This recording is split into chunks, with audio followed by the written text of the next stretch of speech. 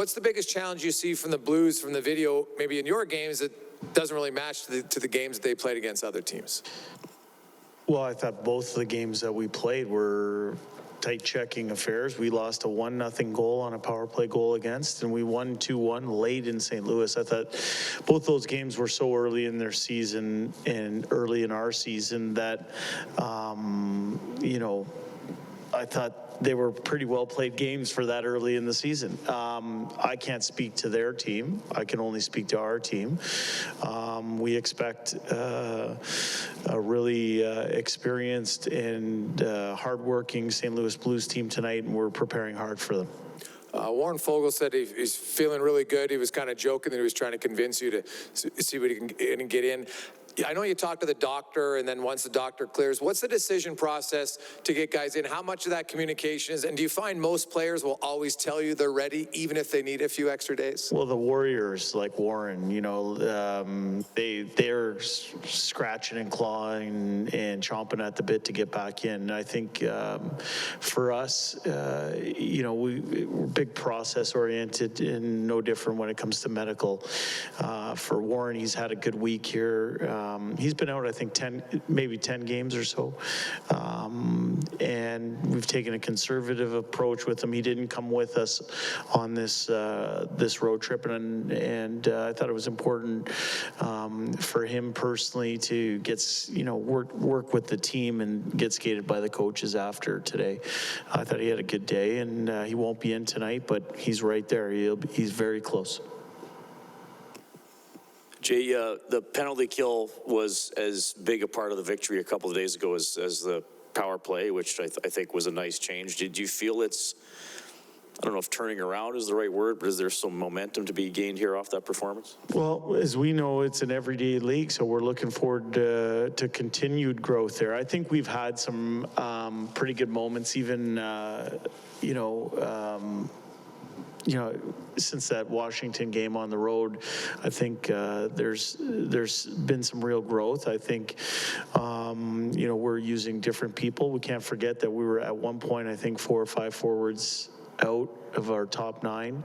And during that time, all 4 or 5 of them play on the penalty kill as well. So we're getting the chance to use different people and figure some things out. I think Matthias Janmark coming up and giving us good minutes and assuming a bigger role on the penalty kill has been good for us. And yeah, I thought that game in Nashville, PK was just as important as the PP.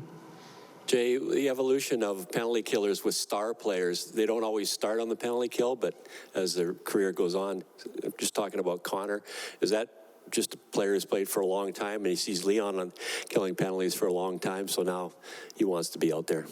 Well, I think you have to be willing to adjust to changing circumstances. And when we weren't having the success that we wanted to there, and when 4 or 5 of your top 9 forwards, all of whom are penalty killers, can't go on it, you're searching for answers. And for us, the one thing about Connor is that he has such great anticipatory skills that he knows where the puck is going, so it makes him a really good penalty killer. The other thing about it is when he's on the ice, I think other teams have to take notice because of the shorthanded threat. Jay, we don't talk a lot about Cody Ceci. Plus player in Toronto, plus player in Pittsburgh, plus player last 2 years. Is that a good thing that we don't talk about him, or does that say something about what you... Yeah, he might be one of those guys that flies a little bit under the radar in this room, but maybe not so much in the coach's office or in the locker room. He does a lot of the little things, the dirty things, the sometimes subtle things that don't maybe draw a lot of attention, but are, I think, critical to helping teams win. And over the last little while, I've seen him tighten some things up in his game, and I thought he played a very good game in Nashville. And for our St. Louis friends, just a thought on what you've seen out of Klim Kostin so far. Yeah, well, I think Klim is, I didn't know much about him. He was, obviously that deal was made for Sam Marukov. He went down to Bakersfield with a great attitude, an attitude to work on his game and try and find his way back to the NHL. I think he came up to the team with Janmark at not a crisis point, but a critical point in our year where we had just seen Evander Kane suffer a horrific injury and losing Yamamoto in that same game. And so I think over time, he's shown that he represents a different dimension than what we have here in Edmonton. He's a huge man that plays a fairly simple, straightforward game. He's at his best when he's going north and gets physical, and he's given us some real good minutes. So he's been a positive addition to our team. With Hyman and Nugent and McDavid and Draisaitl together, do you find, like, some players maybe think they got to change their game in some way to play with those guys? Do you find Zach just kind of his game is his game and he doesn't change it when you throw him on that line too much? Yeah, I think he's real comfortable in his own skin and has a honest self-awareness of where he's at as a player, and he self-assesses in the right manner. I think I was thinking about Zach this morning, and what I see on the best teams over the last 20 years or so is that the best teams are populated with people like Zach. And what do I mean by that? I mean great teammates. Best teams have a characteristic of having great teammates. And for me, what makes Zach so valuable is that he realizes that it is a team. It's a team sport, it's a team game, and he understands that his success is built on the shoulders of those around him. So he's willing to help other people do their thing, and he understands that when he's having his success, it's a product of a team coming together and working hard. And I've said this before, but he is one of those players that makes leadership easy. His minutes, and there'll be some nights where he's 22 and then other nights he's 17, 18. Do you notice, I mean, he plays a grinding style game. What do you notice in his minutes and the quality of his play if you get him up too high? Is there much of a difference there from 18 to 20? You know what? We coach in the moment. So if it's different games present different challenges and they play out differently. So, those minutes sometimes are a factor of just the way that game's being played. The other team might be down to 3 lines and we want to stay with a certain matchup or whatnot. And but I think he finds a way to affect games regardless of the amount of minutes. He could play 8 minutes and still have an effect on the game, I think.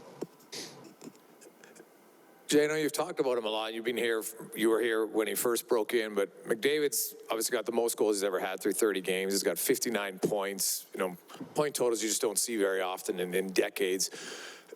What have you seen the biggest difference in his approach as a shooter over the 7 years from when you first saw him till now? Well, his conversion rate on breakaways, I think he would talk about. Has greatly increased over time. I think, the one thing I have noticed a little bit more this year from him is his willingness to shoot through defenders.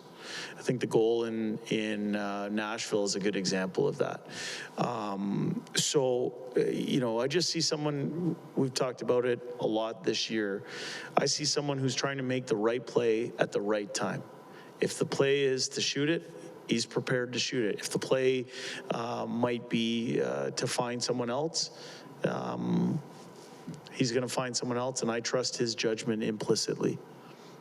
When you have a player that is at elite of a level, how do you find ways, I don't know if a challenge is even the right word, but the communication back and forth with yourself with Connor is what you're seeing in his game? Because a lot of people think, well, how can it go to the next level? But he keeps taking to that next level. Can you give us a little bit of a peek behind the curtain in the conversations you have with McDavid? Yep. Try and speak the language with Connor, just like all players, of the language of information and correction. Not trying to overcook anything, but if there's something that we see from the bench, might even be just a word. I might say Nashville, and he'll know exactly what I'm talking about in a certain situation. You know, and he has that rapport with our entire coaching staff. But at the same time, you know, if an error has been made on the ice and he wants to know about it, we correct. So we try and speak the language of information and correction. Thanks, guys.